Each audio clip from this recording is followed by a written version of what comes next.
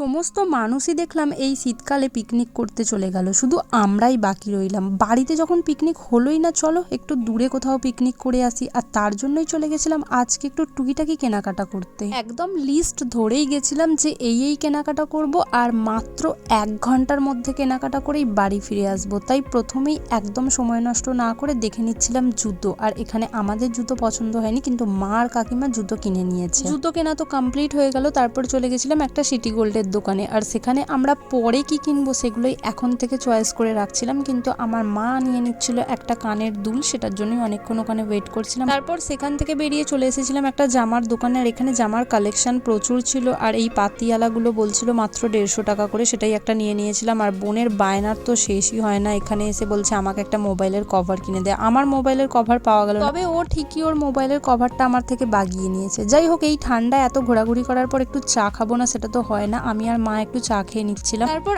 আরও একটা ড্রেসের দোকানে চলে এসেছিলাম, যেখানে প্রচুর পরিমাণে ট্রাউজার, তাছাড়া কুর্তি, প্লাস আরও অনেক কিছু পাওয়া যাচ্ছিল, যেখান থেকে আমার বোন একটা ট্রাউজার আর আমি একটা কুর্তি নিয়ে নিয়েছিলাম। তারপরে চলে এসেছিলাম একটা সানগ্লাসের দোকানে, আমি আর বোন সেখান থেকে নিজেদের জন্য নিয়ে নিয়েছিলাম সানগ্লাস। ব্যাস, এখানেই কেনাকাটা কমপ্লিট।